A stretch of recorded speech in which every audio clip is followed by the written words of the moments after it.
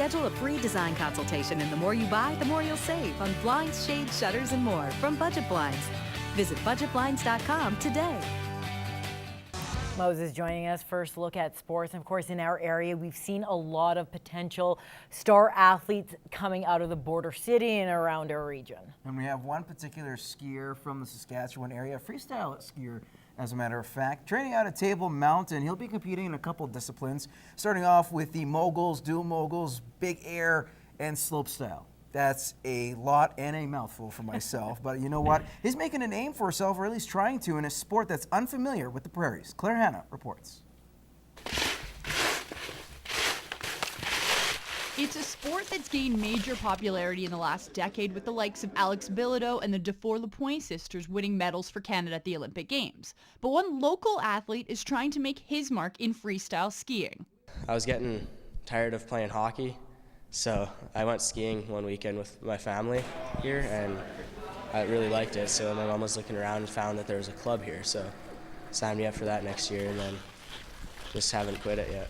And his efforts in the sport are paying off. In January, Dow was selected to represent Saskatchewan at the Canada Winter Games in Prince George. I was pretty excited. It's a big event, and probably the biggest one I've ever been to.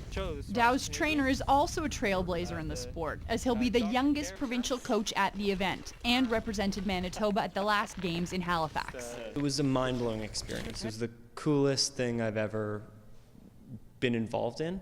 We walked in kind of thinking it would be like a junior nationals, a couple hundred people, and we walked into a stadium with like 10,000 people.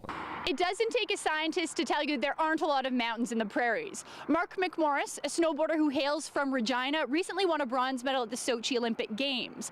But the extra effort and commitment the teammates have to put into the sport is far greater than other provinces, and Dow and his teammates are trying to end the stigma that the prairies aren't a breeding ground for slopestyle skiing. There's a big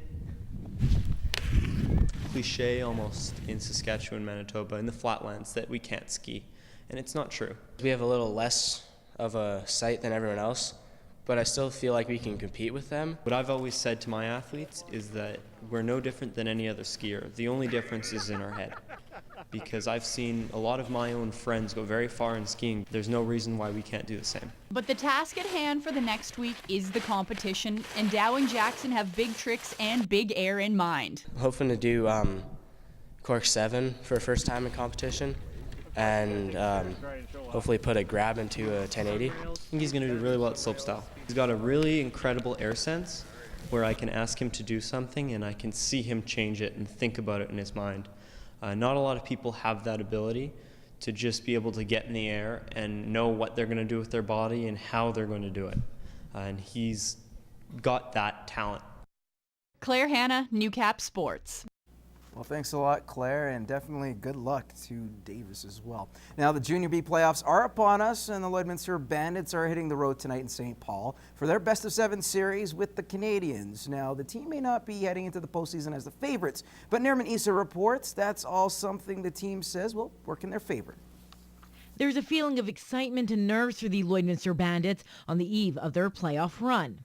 Lloydminster finished in 5th place, just 5 points back of 4th, setting up a date with the St. Paul Canadians. We were coming into this season with realistic expectations. Year one of a rebuild in essence, so we kind of knew we weren't going to be the favorites going into the playoff run. Coach Adam Andrews says not being the favorites is actually an advantage, as the pressure will be more so on their opponents. But that doesn't mean the Bandits are going to allow the Canadians to walk all over them. It's always exciting getting into playoffs. It's a whole new league. The compete level from both sides amp up. Everybody's nervous, and we got a lot of young guys who haven't seen that yet. So I'm hoping the adrenaline kicks in and then we get rolling right away. Special teams are going to play a big role in the series. The St. Paul Canadians have the best power play and penalty kill percentages in the league. Now, Coach Adam Andrews says it's simple. His team plays their best hockey 5-on-5, so the boys need to stay out of the penalty box.